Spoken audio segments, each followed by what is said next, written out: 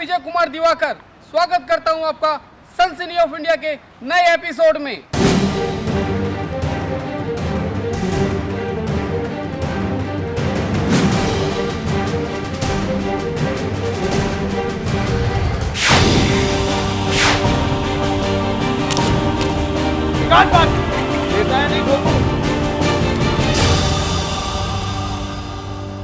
Social networking साइटों पर किसी अनजान शख्स से, खासकर महिला से दोस्ती करने से पहले आप उसके बारे में अच्छी तरीके से जान लीजिए, क्योंकि आज हम आपको दिखाने जा रहे हैं सोशल नेटवर्किंग की आड़ में एक गिरोह कैसे करता था लोगों को ब्लैकमेल।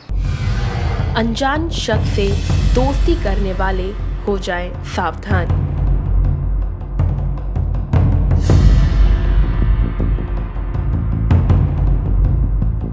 अगर आपकी तरफ भी कोई अनजान बढ़ा रहा है दोस्ती का हाथ, तो हो जाए सावधान।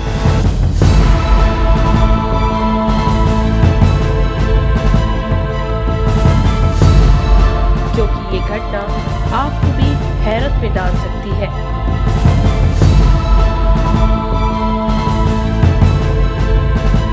वो मीठी मीठी बातें करती है, प्यारी प्यारी बातों से आपको फंसा लेती है और फिर बिछाती है ब्लैकमेलिंग का जाल।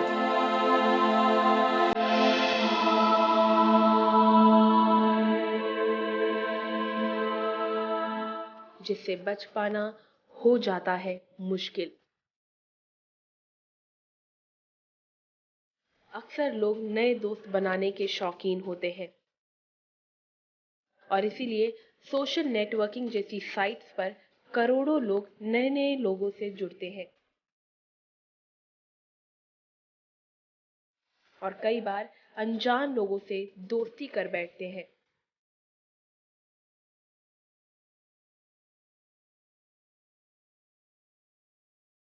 आजकल लोगों के बीच सोशल नेटवर्किंग जैसी ऐसी कई साइट्स हैं जिनमें हर रोज नए लोग आपस में जुड़ते हैं, लेकिन फिलहाल में फेसबुक और व्हाट्सएप का खासा जोश है।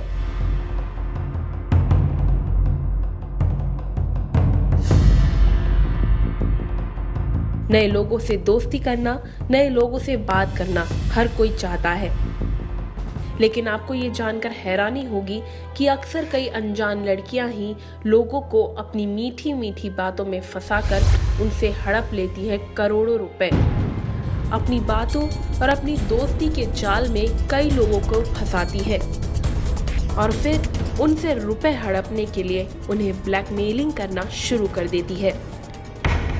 ऐसे कई ठग गिरोह हैं जो पैसे कमाने के लिए आसान रास्ते के तौर पर ऐसी ही वारदातों को अंजाम दिया करते हैं, लेकिन इन सबको लगाम लगाने के लिए पुलिस ने ऐसे ही एक गिरोह को अपनी गिरफ्त में ले लिया है।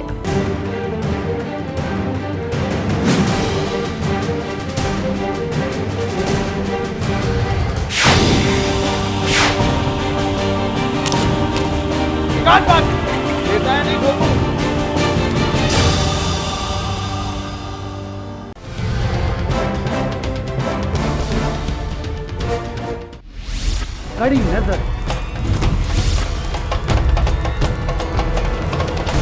खरी खबर और सच दिखाने की हिम्मत। सच दिखाते हैं हम। सनसनी ऑफ इंडिया हिंदी साप्ताहिक न्यूज़पेपर हर रविवार आपके द्वार, जो आप तक पहुंचाता है क्राइम से जुड़ी सभी खबरें सिर्फ 5 रुपए में। इसके अलावा ऑनलाइन खबरें पढ़ने या देखने के लिए आप हमारी वेबसाइट www.sansani.tv पर जा सकते हैं।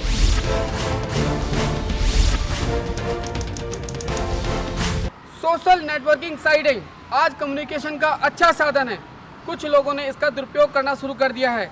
आज मैं आपको जो वारदात दिखाने जा रहा हूं, उसमें एक ऐसे गिरोह का खुलासा हुआ है जो सोशल नेटवर्किंग साइटों की मदद से अमीर, खास तौर से प्रॉपर्टी डीलर और ब्रोकरों का पर्सनल डाटा इकट्ठा करके अपने महिला साथी की मदद से उन्हें क्या करते थे, ब्लैकमेल। आपको बताते हैं कि पूरा मामला है क्या। एक ऐसा गिरोह जो लोगों को बड़ी ही आसानी से बेवकूफ बनाकर लोगों को ब्लैकमेल कर लाखों रुपए की कमाई करता है।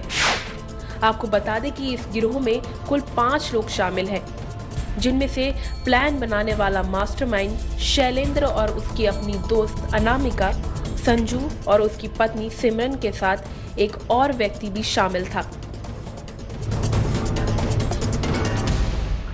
पैसे कमाने के लिए ये गिरोह अलग अलग जगहों पर जाकर अपना शिकार फंसाता था और ब्लैकमेलिंग करना शुरू कर देता। 4 लोगों का ये गिरोह बड़ी ही चालाकी के साथ लोगों को व्हाट्सएप के जरिए ठगता था। कई अनजान लोगों के फोन नंबर ये गिरोह बड़ी आसानी से निकाल लेते थे और फिर इनके बारे में जानकारी हासिल करके इन्हें ठगने की साजिश रचते। गिरोह में शामिल लड़कियों का खासकर से ज्यादा फायदा उठाया जाता। गिरोह में शामिल लड़की लोगों को ठगकर उनके साथ जबरन ही अश्लील फोटो क्लिक करवाती और फिर बाद में इन्हीं अश्लील तस्वीरों के बल पर ये उनसे मोटी रकम वसूल करती। इस गिरोह का ठग लगातार बढ़ता ही जा रहा था। पुलिस भी इनकी छानबीन में लगी थी, लेकिन ये गिरोह आसानी से इनके हाथ नहीं लग पा रहा था। गिरोह के बाकी लोग भी नकली पुलिस बनकर पैसे वसूलने में इन लड़कियों की मदद करते रहते। दरअसल प्रॉपर्टी बेचने के नाम पर ये गिरोह छोटे मोटे ब्रोकर को ही अपना निशान बनाते थे। ठगी करने वाला ये गिरोह लगातार अपनी ठग की वारदातों को अंजाम देता ही जा रहा था और इनकी ये जालसाजी बढ़ती ही जा रही थी। कई शहरों में इनके ठग का कारोबार जोरों पर चल रहा था। गिरोह में शामिल लड़कियों के जरिए ये लोग ठग की वारदातों को बड़ी आसानी से अंजाम देते। यहाँ तक कि भोपाल के अलावा भी इंदौर शहर में भी इस गिरोह का आतंक फैला हुआ है। इस गिरोह की एक महिला साथी ने व्हाट्सएप के जरिए पहले एक प्रॉपर्टी डीलर को अपने जाल में फंसाया, फिर प्रॉपर्टी खरीदने के बहाने उसे एक होटल में बुलाया।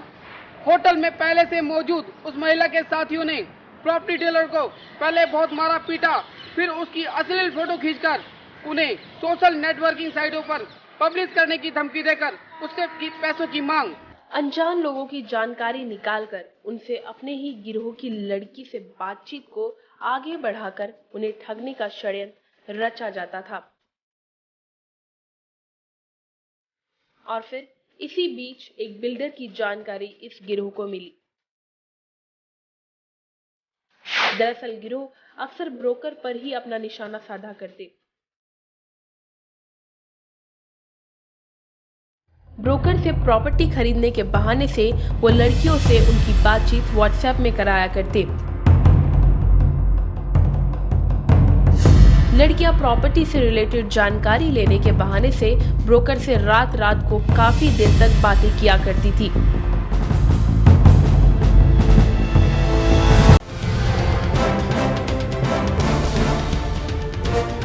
राष्ट्रीय राजधानी नई दिल्ली से प्रकाशित हिंदी दैनिक समाचार पत्र विजय न्यूज हर रोज आपको कराता है देश विदेश, खेल, कारोबार और आपके आसपास की घटनाओं से रूबरू मात्र 2 रुपए में।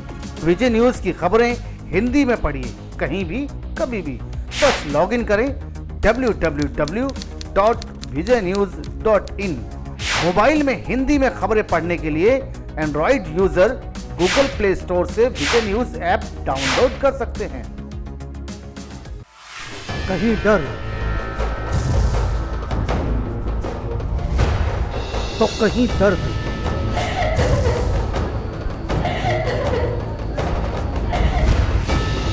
कहीं आत्महत्या तो कहीं हत्या, कहीं साजिश तो कहीं रंजिश। हर जुर्म का करेंगे पर्दाफाश। देखें हर रोज रात 10:30 बजे और दोपहर 1:30 बजे रिपीट सिर्फ के चैनल पर। और फिर एक दिन इस गिरोह ने व्हाट्सएप के जरिए एक ब्रोकर को इसी तरह से फंसाया। गिरोह की एक सदस्य अनामिका द्विवेदी नाम की एक महिला ने कुछ दिन पहले मोबाइल पर व्हाट्सएप के जरिए प्रॉपर्टी खरीदने के संबंध में मैसेज किया। फिर व्हाट्सएप के जरिए ही सौदे की बातचीत आगे बढ़ी और प्रॉपर्टी दिखाने की तारीख भी तय हुई। चूंकि प्रॉपर्टी अयोध्या बाईपास के पास बताई गई थी, तो इसलिए उस आदमी को अयोध्या बाईपास स्थित एक होटल में मिलने बुलाया था। होटल में पहुंचते ही महिला उस शख्स को अपने साथ रूम में ले गई और उसने अपनी मीठी मीठी बातों से उसे उलझाकर उस शख्स की कोल्ड ड्रिंक में शराब मिलाकर उसे पिला दिया और वो धीरे धीरे नशे में डूबने लगा। और इसी दौरान उस महिला ने उस आदमी की शर्ट पर कोल्ड ड्रिंक गिरा दी। वो अपनी शर्ट पर गिरी कोल्ड ड्रिंक साफ करने के लिए जैसे ही बाथरूम गया, तभी गिरोह में शामिल 2 पुरुष और एक महिला अंदर आ गए। फिर इन सभी ने मिलकर उसके साथ मारपीट शुरू कर दी और जबरन उसे अनामिका के साथ अश्लील फोटो क्लिक करवाने के लिए मजबूर किया। मजबूरन उस आदमी को तस्वीर खिंचवानी ही पड़ी। वो बेचारा तो जानता भी नहीं था कि किसी अनजान लड़की से बात करना इसे इतना भारी पड़ सकता है। उसे जरा भी इस बात का अंदेशा नहीं था कि आखिर उसके साथ ये हो क्या रहा है। किसी भी अनजान से घुल मिलने की कीमत उसे इस कदर चुकानी पड़ेगी, वो बिल्कुल ही नहीं जानता था। दोस्तों, मैं आपको सावधान करता हूँ, सोशल नेटवर्किंग साइटों पर किसी भी अनजान शख्स से दोस्ती करने से पहले आप उसके बारे में पूरी जानकारी जान लीजिए, वरना जैसा इस प्रॉपर्टी डीलर के साथ हुआ, ऐसा हादसा आपके साथ भी हो सकता है।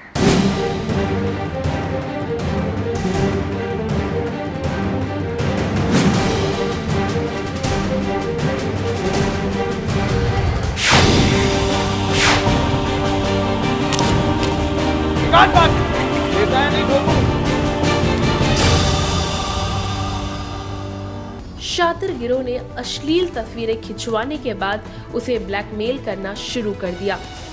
अश्लील फोटो को सोशल मीडिया पर वायरल कर देने की बात कहकर ठग गिरोह के सदस्यों ने उस शख्स से 5 लाख रुपयों की मांग की। और इतना ही नहीं, इनका गेम प्लान इस हद तक था कि उन आरोपियों ने खुद को क्राइम ब्रांच का अधिकारी तक बता दिया। उन्होंने और मांग पूरी ना करने पर कड़ी सजा दिलवाने की बात भी कही। उसके पास अब और कोई रास्ता नहीं था।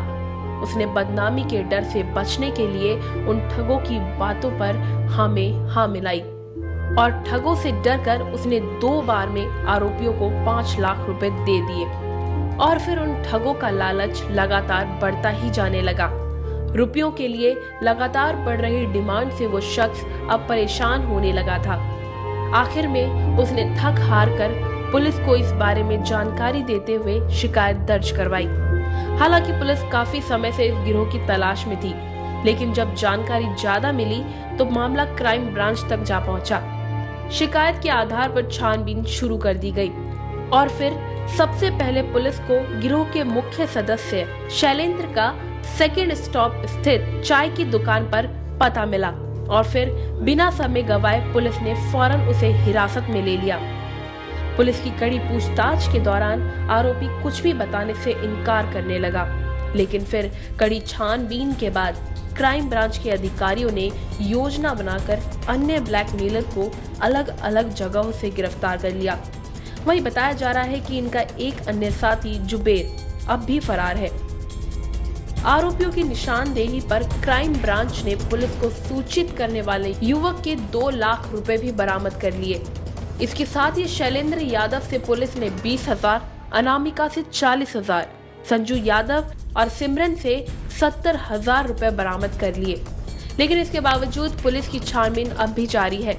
लोगों से ठगी करने वाले इस गिरोह के बारे में फिलहाल पुलिस और जानकारी निकालने की कोशिश कर रही है और लोगों से ठगी के रुपयों को भी बरामद करने में जुटी है। हालांकि इस गिरोह को तो पुलिस ने अपनी गिरफ्त में ले लिया, लेकिन ऐसे ही ना जाने और कितने ठगी होंगे जो लोगों को आसानी से फंसाकर उनसे पैसों की वसूली करते हैं। जरूरत है कि किसी भी अनजान शख्स से जुड़ने से पहले उसकी पूरी जानकारी ली जाए। सोशल नेटवर्किंग साइट्स जैसे फेसबुक और all time chatting box WhatsApp पर अनजान लोगों से दोस्ती का हाथ बढ़ाने से पहले 10 बार सोचें।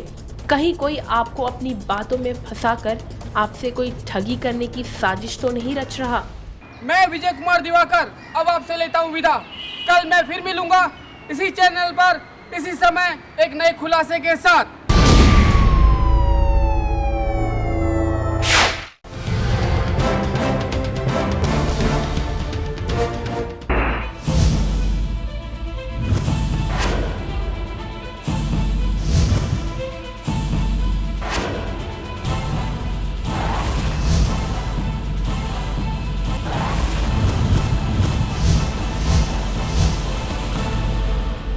जिंदगी के सफर में एक जीवन साथी तो चाहिए ना। और जीवन साथी अगर मनपसंद हो तो जिंदगी और भी खुशनुमा हो जाती है। आपका मनपसंद जीवन साथी बस यहाँ मिलेगा, sathi4u.com। जो sathi4u.com पर आए जिंदगी महक जाए।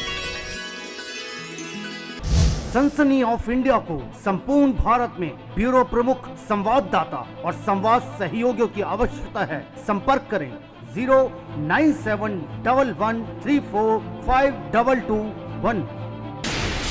आपके आसपास हो रही वारदात की वीडियो हमें व्हाट्सएप पर भेजकर आप भी बन सकते हैं सनसनी ऑफ इंडिया के रिपोर्टर। हमारा नंबर है 09650854621।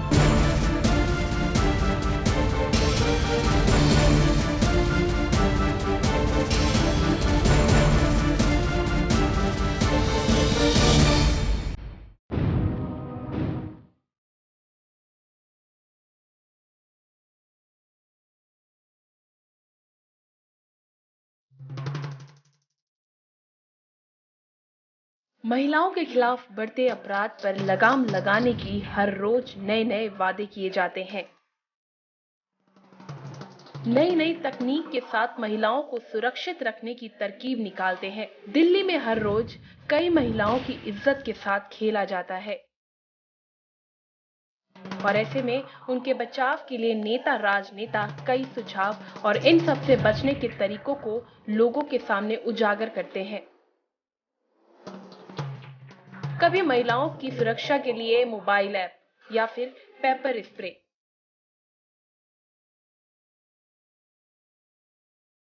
और बहुत से ऐसे नंबर जो महिलाओं की सुरक्षा के लिए हेल्पलाइन के तौर पर जगह जगह विज्ञापन के जरिए लगाए जाते हैं।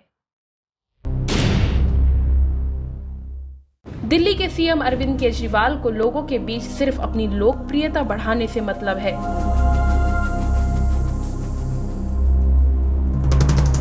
जनता के दर्द को कम और जनता की इच्छाओं के काम करने के बड़े बड़े वादे केजरीवाल साहब ने आराम से कर दिए, लेकिन ये नहीं सोचा कि इनकी पोल भी एक दिन जरूर खुलेगी। दिल्ली में हर रोज कहीं ना कहीं महिलाओं के खिलाफ अपराध होते ही हैं। ऐसे में इन बढ़ते अपराधों पर लगाम कसने के लिए दिल्ली सरकार ने महिलाओं के लिए कई तरह के हेल्पलाइन नंबर लागू करवाए, ताकि किसी भी महिला को अगर किसी भी तरह की कोई भी परेशानी का सामना करना पड़े तो वो दिल्ली सरकार के जरिए जारी किए गए नंबरों पर फोन करके अपनी शिकायत दर्ज करा सकती है। दिल्ली की बसों में भी महिलाएं सुरक्षित नहीं हैं। डीटीसी की बसों में भी महिलाओं के साथ छेड़खानी के कई मामले सामने आए।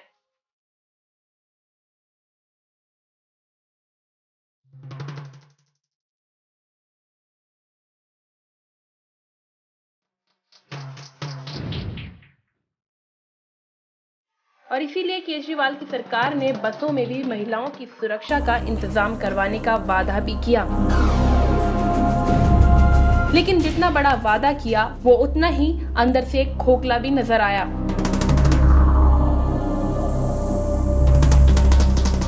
जी हाँ, सही सुन रहे हैं आप।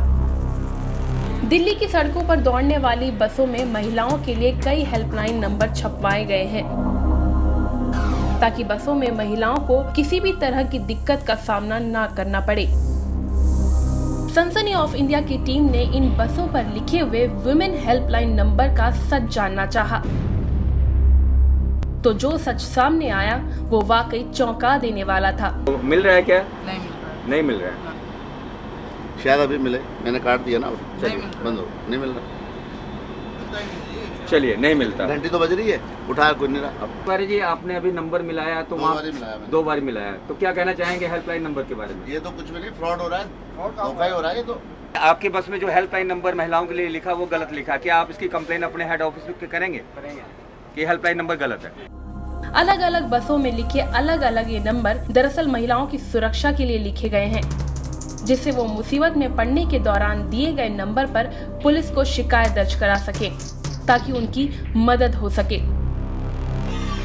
सनसनी ऑफ इंडिया की टीम ने बसों पर लिखे कई नंबरों पर फोन किया, लेकिन नंबर दिल्ली पुलिस का नहीं बल्कि कई लोगों के निजी नंबर मालूम पड़े, जिनमें से एक नंबर पर बात करने पर उस नंबर की सच्चाई बाहर आई। ये नंबर है 9604400400। इस पर जब हमने फोन घुमाया तो मालूम चला कि ये नंबर किसी की शिकायत करने के लिए नहीं बल्कि ये नंबर तो किसी का निजी नंबर है।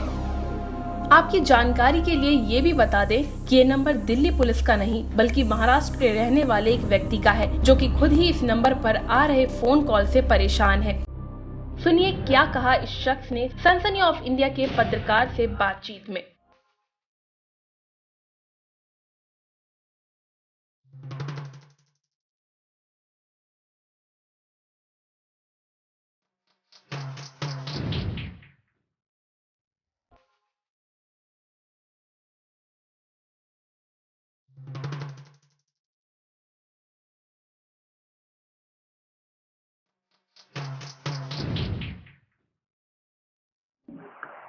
हेलो, हाँ नमस्कार, मैं सनसनी ऑफ इंडिया से बोल रहा हूँ, दिल्ली से। जी बोलिए। हाँ, ये जो आपका नंबर है ये यहाँ के दिल्ली की बसों में महिला हेल्पलाइन नंबर के तौर पे दिया गया, तो आप महिला हेल्पलाइन नंबर से बोल रहे हैं क्या? नहीं नहीं नहीं, ये तो मेरा पर्सनल नंबर है। ये आपका पर्सनल नंबर है। कब से है आपका नंबर ये? करीबन पिछले 3 सालों से सर। 3 सालों से। आप कहाँ रहते हैं भाई साहब? वैसे तो मैं महाराष्ट्र में रहता हूँ सर। महाराष्ट्र में। आपका नाम क्या है जी? जी डाविस बनते। हाँ जी, डाविस बनते। डाविस बनते। आप क्या काम करते हैं? जी मैं तो एक एमएससीबी में एम्प्लॉय हूँ। अच्छा, आप एक कर्मचारी हैं, तो ये आपको बार बार लोग तंग करते होंगे, फोन नंबर आते होंगे दिन रात आपको, तो आप तो परेशान हो गए होंगे मानसिक तौर पे भी, क्योंकि रात को कभी भी इसका टाइम नहीं होता। नंबर तो आपको आते हैं ना फोन कॉल? हाँ जी आ जाते हैं। आ जाते हैं, तो कभी ऐसा भी होगा रात को भी आ गया और तो ये तो आपका चांस ही लिया इस नंबर ने। बराबर सर, लेकिन पहले तो मुझे पता नहीं था कि ये हेल्पलाइन है। अच्छा, करके मैंने मेरा नंबर जो भी जितने भी कुछ फॉर्म वगैरह या कुछ बैंक वगैरह कुछ जितना भी अपना पर्सनल यूज होता है नंबर के बारे में, हाँ ये सब जी। हाँ, तो आपने कोई शिकायत की इसके बारे में सर? कुछ शिकायत की होगी कि दिल्ली गवर्नमेंट को या किसी को कि आपके नंबर निकालने की कोशिश भी की जी सर? महिला आयोग की वगैरह नंबर वगैरह निकालने की कोशिश की, तो महिला आयोग वाले बोल रहे हैं कि ये हमारी रिस्पॉन्सिबिलिटी नहीं है, आप पुलिस को इन्फॉर्म कीजिए। तो मैंने दिल्ली पुलिस को भी इन्फॉर्म किया कि सर बोला ऐसी ऐसी बात है कि ये नंबर दिल्ली की बसों में चल रहा है, तो आप कृपया करके वो निकाल दीजिए। ये कब की बात है तो जब? जी हाँ जी, मैंने यही कुछ 5-6 महीने पहले एक बार किया, पिछले साल एक बार फोन किया था जी। तो ये बताइए कि आपके पास ये 3 साल से नंबर है और आपने दिल्ली पुलिस को शिकायत दी थी कि मैं परेशान हूँ, तो आप जब दिल्ली पुलिस ने जी फोन पे शिकायत की थी मुझे। फोन पे शिकायत की, तो आप महाराष्ट्र पुलिस को भी कर सकते हैं कि भाई दिल्ली पुलिस महाराष्ट्र के एक निवासी को, वहाँ के बसिंदे हैं आप, तो महाराष्ट्र पुलिस से भी आप वहाँ पे शिकायत दर्ज करवा सकते हैं दिल्ली पुलिस की। सर देखिए, दिल्ली पुलिस वाले रिस्पांस नहीं ले रहे, तो महाराष्ट्र पुलिस वाले कहाँ से? वो तो हमारी जिम्मेदारी नहीं है करके निकाल देंगे। सर आप एक जो आपका नंबर है ना, ये आपकी नज़रों में केवल आपका नंबर है, पर ये दिल्ली में ये महिला हेल्पलाइन का नंबर है और हर महिला हेल्पलाइन जब आपको फ़ोन करती है तो आप उठाते नहीं है। उठाते इसलिए नहीं क्योंकि ये आपको मालूम है कि ये रॉन्ग रॉन्ग नंबर आएगा। तो इसलिए नहीं सर, आज तक ऐसा मैंने नहीं किया। मैंने भी एक responsibility as a Indian, as एक हेल्पर, यानी कि जो हेल्प करने वाला होता है उसका नतीजा, उसके मुताबिक मैंने कोशिश की सर, जितना पॉसिबल है उतना पॉसिबल। तो मैंने 100% कॉल रिसीव किया है सर, और मैंने एक हेल्पलाइन भी निकाल के रखी है जो कि इस वक्त एक्टिवेट है दिल्ली में। अगर कुछ ऐसी बात आती है तो मैं वो नंबर उनको दे देता हूँ सर। तो आप इसलिए हेल्प उनकी कर रहे हैं क्योंकि आपका नंबर लिखा है, तो आप मतलब परेशान भी तो हो रहे हैं आप। हाँ वो तो बात है सर। जी अच्छा, हमें आपकी फोटो चाहिए, आप मुझे व्हाट्सएप पे फोटो भेज दीजिए। मैं नंबर आपको बताऊं? सर व्हाट्सएप पे भेज के क्या करूंगा मैं? नहीं, आप अपनी फोटो, हमें आपकी फोटो चाहिए, या आप फेसबुक अकाउंट है आपका? हम आपकी फोटो चलाएंगे। फोटो वगैरह मत चलाइए टीवी पे, कोई बात अरे नहीं। सर ये देख बात है, ये हम लोग कोई गलत काम तो कर नहीं रहे भाई साहब, और हम लोगों को ये बताने जा रहे हैं कि देखिए सर, ये कॉमन मैन इस झमेले में फालतू में आ जाएगा। नहीं आए झमेला कोई नहीं है। आप झमेला क्यों समझ रहे हैं? आपने दिल्ली पुलिस को शिकायत की है, वो आपकी सुन नहीं रही है। झमेला नहीं है सर, ये लोगों की देखिए सर, हाँ वो बात ठीक है सर जी, लेकिन फिर भी क्या है। तो आप दिल्ली पुलिस से डर रहे हैं, महाराष्ट्र पुलिस से डर रहे हैं? देखिए सर, डरने की बात नहीं, मैं मैंने कोई गुनाह तो मैंने किया ही नहीं सर, बराबर। तो मुझे डरने का कोई, तो मैं यही कह रहा हूँ, जब आप गुनाह नहीं है तो आप आखिर, सब लोग तो इस नंबर के उठा नहीं रहा, तो 2-4 गालियां भी देते हैं हिंदी में, पंजाबी में, जो भी है कि यार ये देखो किसका नंबर उठा नहीं रहा, तो गालियां तो सीधी सीधी आपके पास ही जाती होंगी ना जी। तो इसीलिए मैं कह रहा हूँ, आप अपनी फोटो भेजिए, हम आप बात कर रहे हैं, जो दिल्ली पुलिस नहीं कर सकी वो हम सनसनी ऑफ इंडिया आपकी बात कर रहे हैं ना सर। तो हम तो आपको खोज के निकाला, हम तो आपकी बात कर रहे हैं, आपके पते की बात कर रहे हैं, आपके भले की बात कर रहे हैं, और लोगों के भले की बात कर रहे हैं। ठीक है ना जी? हेलो, देखिए सर, फोटो की कोई बात नहीं, आप नंबर चला दीजिए। चलिए ठीक है, कोई बात नहीं, हम आपकी रिकॉर्डिंग चला रहे हैं, आपकी बात जो रिकॉर्डिंग है हमने आवाज रिकॉर्ड कर ली है, हम ये आपकी रिकॉर्डिंग चलाएंगे। ठीक है जी, धन्यवाद धन्यवाद।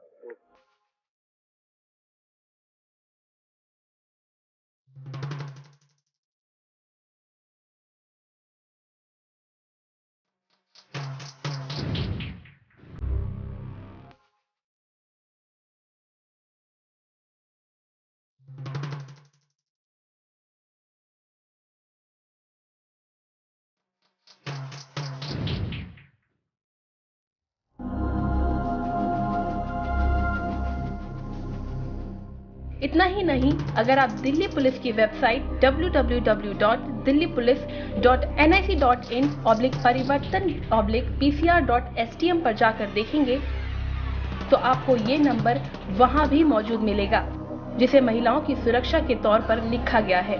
ये वाकई शर्मनाक बात है कि दिल्ली की जनता ने जितने भरोसे के साथ केजरीवाल सरकार को एक बार फिर सत्ता में आने का मौका दिया था, उतनी ही बेदर्दी के साथ दिल्ली सरकार ने दिल्ली की जनता का विश्वास तोड़ दिया। केजरीवाल जी विधायकों की सैलरी और अपनी तारीफ के लिए बड़े बड़े पोस्टर्स लगाने में खर्चा करने से बेहतर है कि आप महिलाओं की सुरक्षा की ओर गंभीरता से ध्यान दें और महिलाओं की सुरक्षा को पुख्ता करें। मान लीजिए यदि कोई महिला किसी परेशानी में पड़ जाती है और केजरीवाल सरकार के दिए गए नंबरों पर शिकायत करने के लिए फोन करती है, तो वो किससे शिकायत करेगी? जब तक वो फोन करके ये बताएगी ये वुमेन हेल्पलाइन नंबर है, तब तक तो अपराधी वारदात को आसानी से अंजाम दे चुका होगा। केजरीवाल जी, वादे कोई भी कर सकता है, बातें कोई भी बना सकता है, असल नेता वही होता है जो जनता के हित में सोचता है।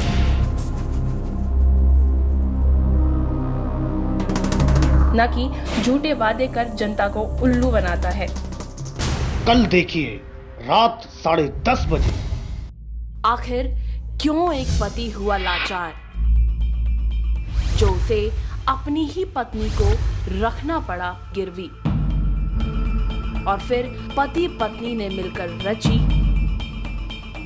बड़ी खौफनाक साजिश। उठाएंगे इस राज से पर्दा। और हाँ दोस्तों, आप भी बन सकते हैं सनसनी ऑफ इंडिया के पत्रकार। अगर आपको है किसी घटना की जानकारी या अगर आपके आसपास हो रही है कोई वारदात, तो आप हमारे हेल्पलाइन नंबर 9213130221 या हमारे व्हाट्सएप नंबर 9650854621 पर संपर्क कर सकते हैं।